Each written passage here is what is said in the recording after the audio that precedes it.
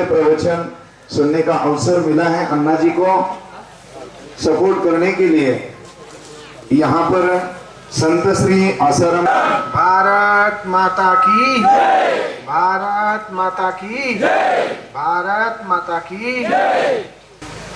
यह मशाल जलती रहनी चाहिए, देश की चेतना जागृत रहनी चाहिए, सत्य की शक्ति विजय होनी चाहिए और भारत की चमक दुनिया पर छानी चाहिए।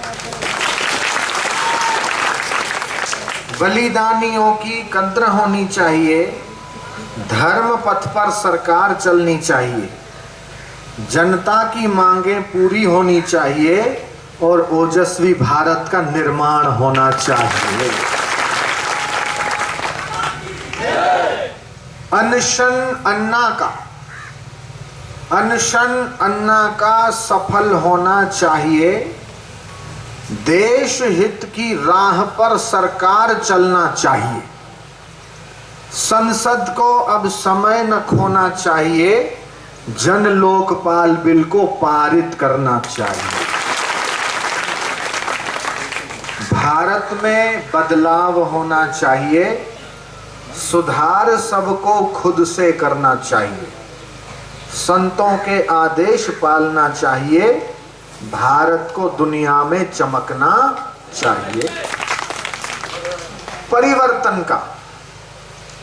परिवर्तन का तूफान आना चाहिए, बुराइयों को जड़ से मिटना चाहिए, भ्रष्ट व्यक्ति को उखाड़ फेंकना चाहिए, ओजस्वी जन को आगे आना चाहिए, भारत की तकदीर बदलना चाहिए, देश की लूट अब बंद होना चाहिए, अंग्रेजी कानून बदलना चाहिए और विदेशी षड्यंत्र का अंत आना चाहिए।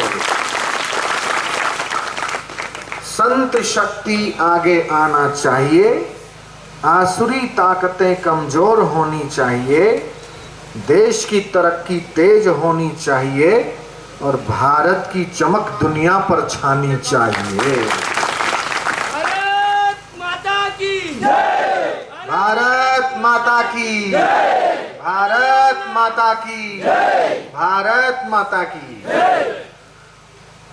काले घने बादलों को चीरकर, काले घने बादलों को चीरकर सूरज की रोशनी फिर चमकेगी, भारत पर मंडराते छाई बुराइयों के बादल आज न सही कल ही सही पर अवश्य हटेंगे, छटेंगे और विश्व क्षितिज पर भारत का ओजस्वी आध्यात्मिक तेज फिर से चमकेगा।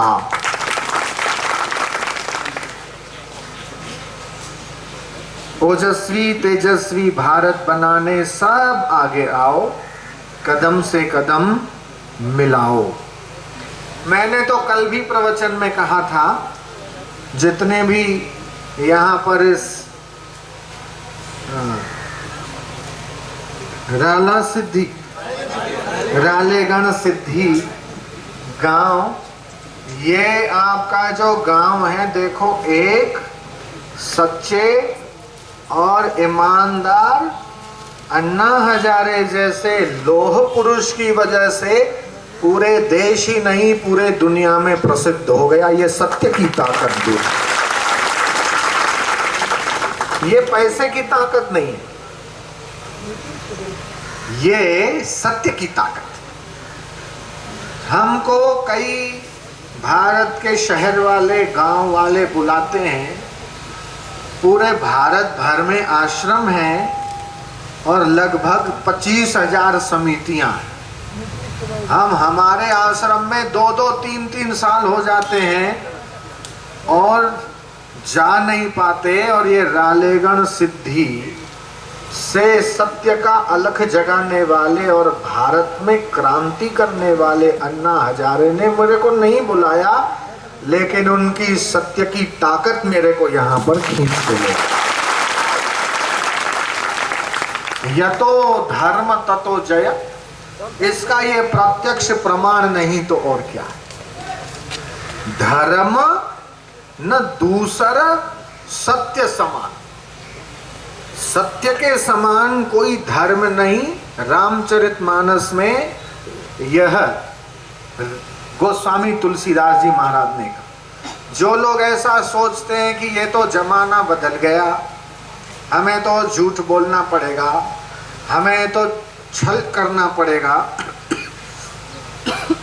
छल कपट, झूठ कपट, दगा, बेईमानी, भ्रष्टाचार, इसकी टोपी उस पे, उसकी टोपी उसके सिर पे, और उसकी टांग नीचे गिराए खींचे बिना और दूसरे को पछाड़े बिना हम आगे नहीं जा सकते। ऐसा जो लोग सोचते हैं उनको ऐसे घोर कलयुग में अन्ना हजारे जैसे लोह पुरुष को देखना चाहिए कि बिना छल, बिना कपट, बिना बेईमानी और बिना पैसे के बल पर पूरे देश ही नहीं पूरे विश्व भर में सत्य के बल पर उन्होंने क्रांति कर दिया। यह छोटा गांव है, कोई बड़ा गांव है नहीं। मेरा पूना में जन्माष्टमी का कार्यक्रम था, कल था और आज सुबह था। मैंने उन हजारों लोगों को कहा, मैंने कहा अन्ना हजारे जैसे ईमानदार देशभक्त और लोह पुरुष को भारत का प्रधानमंत्री बनना चाहिए।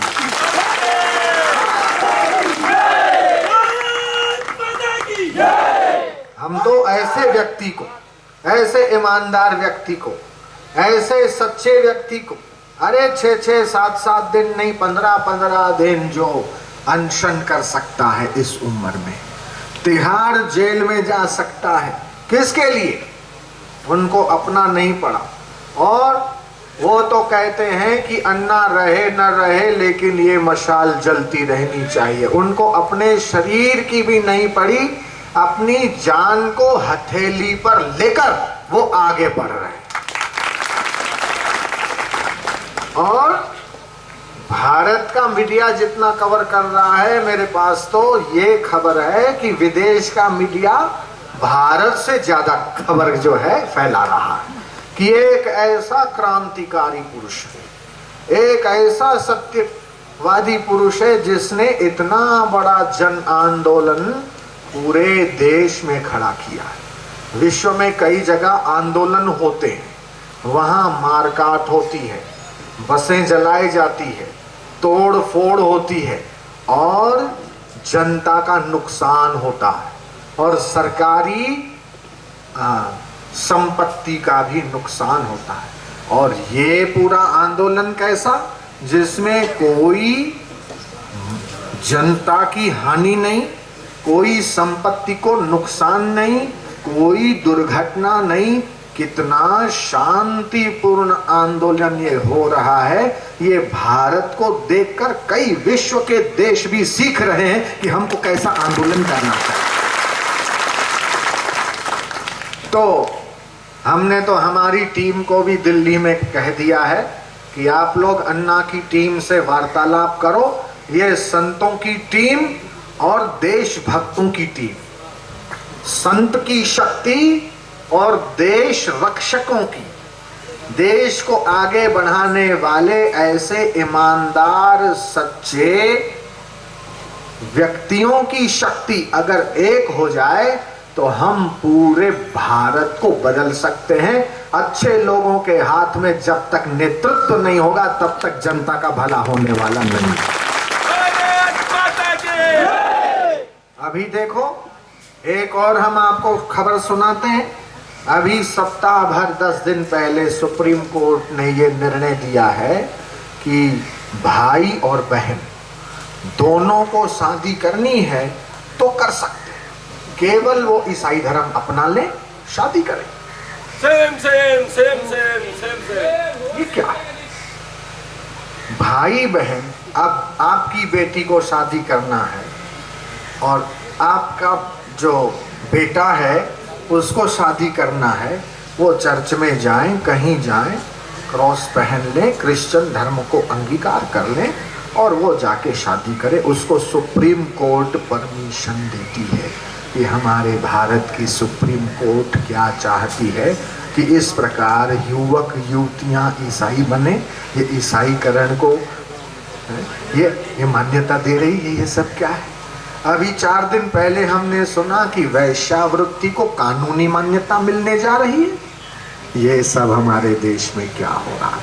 कत्ल खाने चालू हैं, इस प्रकार के नियम बनते जा रहे हैं और लाखों करोड़ों लोग जब सड़क पर आंदोलन कर रहे हैं, उसके बाद भी ऐसी कौन सी नींद की गोली खा के सरकार सोई हुई है कि कुंभकर्ण की नाई उसकी नींद ही नहीं खुल रही है भाई। ये कब उसकी नींद खुलेगी, कब जागेगी? और जल्दी से जल्दी इसमें भी षड्यंत्र हो रहा है। एक जनलोकपाल बिल और एक लोकपाल बिल। अब लोकपाल, अब सामान्य जनता को तो पता ही नहीं जनलोकपाल क्या होता है और लोकपाल क्या होता है। वो कहते लोकपाल बिल पास करो। अब जो लोकपाल बिल है उसके अंदर वो मुद्दों को हटा दिया गया। इसलिए हम तो यही सभी से प्रार्थना करते हैं कि जैसा अन्ना हजारे ने ड्राफ्ट किया है वैसा का वैसा जन लोकपाल बिल ही पारित होना चाहिए। इसमें किसी भी प्रकार की अंदर छूट छाट या कुछ संशोधन न हो, हम ऐसी उम्मीद करते हैं। और मीडिया के माध्यम से ये जो लोकतंत्र का चौथा स्तंभ नहीं, लेकिन जो भारत की इलेक्ट्रॉनिक और प्रिंट मीडिया ने जो अन्ना हजारे और उनके समर्थकों का, उनकी रैलियों का जो कवरेज दिया है, उससे तो ये ही लग रहा है कि ये चौथा स्तंभ नहीं, ये लोकतंत्र का पहला स्तंभ है। इस पहले स्तंभ का और मजबूतीकरण हो और पूरे देश में जो है एक क्रांति का जो वातावरण खड़ा हुआ है, एक जन आंदोलन खड़ा हुआ है, वो कमजोर न पड़े। और मैं तो कहता हूं ये सब भ्रष्ट तंत्र को उखाड़ फेंकने की ताकत हम ईमानदार और सच्चे देश प्रेमियों के भीतर ऐसा जागृत हो जाए कि अच्छे और ईमानदार लोगों की सरकार बन जाए। जन लोकपाल बिल तो पारित हो ही हो, लेकिन साथ में देश भक्षक नहीं, देश के शोषक नहीं, लेकिन देश के रक्षक लोग। मेरे तो आज ये भी विचार आया था, मैंने कहा मैं तो ये भी घोषणा कर दूंगा कि जब तक जो है ये जन लोकपाल बिल पारित नहीं होता है, तब तक केंद्र में बैठे हुए लोग भी अनशन शुरू कर दें तो अच्छा होगा, तो जल्दी हो जाएगा। और सिंगापुर में कोई टैक्स नहीं है। ये इनकम टैक्स जो भरते हैं ना, ये कई देशों में नहीं है। और इसलिए यहाँ की कई बौद्धिक प्रतिभाएं और यहाँ के लोग विदेशों में इसलिए पैसा जमा करते हैं क्योंकि यहाँ 30% टैक्स है। हमारे जो शास्त्रों में, महाभारत में और दूसरे शास्त्र में लिखा है वो 6% टैक्स दो। कहाँ 6% और कहाँ 30%। अमेरिका आदि दूसरे देशों में भी 10%, 20% है, 6 नहीं है, खाली 6% है। तो जब तक जो है ये बिल अगर पास नहीं करते हैं तो सभी टैक्स भरना ही बंद करो, कोई टैक्स नहीं भरेगा। और एक बहुत बड़ा जो है, राजस्थान पत्रिका में फ्रंट पेज पे कुछ दिन पहले पूरा लेख छपा था कि टैक्स नहीं भरेंगे तो भी सरकार को कोई घाटा पड़ेगा नहीं। आप तो अपना टैक्स दो और वो टैक्स के बल पे हमारी सेवा नहीं हो सकती, हमारी सुरक्षा नहीं हो सकती, तो वो टैक्स देने का मतलब ही क्या है। इसलिए जब बंबई में बम धड़ाके हुए, बम फूटे ना, तो सरकार को कुछ लोगों के संगठन आगे आए और उन्होंने बैनर बनाए, no safety no taxes, no security no safety no taxes. जो सरकार हमारी सुरक्षा नहीं कर सकती, जो सरकार हमारी सुरक्षा की जिम्मेदारी नहीं ले सकती, उस सरकार को टैक्स देने का मतलब ही क्या है? हम तो टैक्स ही नहीं देंगे। तुम हमारी सुरक्षा नहीं कर सकते, सेफ्टी नहीं कर सकते, हम काहे का टैक्स देंगे? भ्रष्टाचार को बंद करने वाला कानून, जन लोकपाल बिल अगर पारित नहीं होता है तो टैक्स देना भारत की जनता बंद कर देगी। भारत माता की तो ये है, तो आप सभी लोगों के संकल्प और ये गांव और इस गांव में रहने वाले लोगों को भी मैं खूब खूब धन्यवाद देता हूं कि ये वो गांव है जिसने ऐसे ईमानदार लोह पुरुष को जन्म दिया है और ये गांव अमर हो गया है, ये ऐतिहासिक गांव हो गया। मैं तो कहता हूं इस गांव में एक ऐसा चीज बनाई जाए कि अन्ना हजारे ने अब तक जो जो कार्य किए हैं उसकी एक बहुत सुंदर प्रदर्शनी यहाँ पर लगाई जाए, ताकि बाहर से जो आने वाले लोग हैं वो भी उसे देख सके। इंग्लिश में भी हो, हिंदी में भी हो और मराठी में भी उसके वाक्य लिखे हुए हों, ताकि ऐसे लोह पुरुष से लोग प्रेरणा लेकर, अगर उनमें भी केवल 5-10% भी कोई लोग अगर तैयार हो गए तो भारत की तकदीर को बदलने में देर नहीं लगी।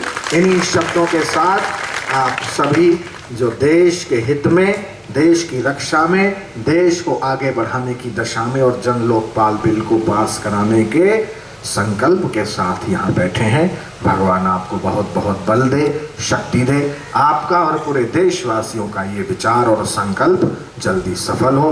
इन्हीं शब्दों के साथ अन्ना हजारे के उज्जवल भविष्य की, उनके आरोग्य और आयुष्य की प्रार्थना करते हुए मैं अपनी वाणी को विराम देता हूँ। वंदे वंदे वंदे भारत माता की, भारत माता की। यहाँ अनशन पे बैठे हुए हैं और यहाँ पर जन्माष्टमी के अवसर पर मक्खन मिश्री के छोटे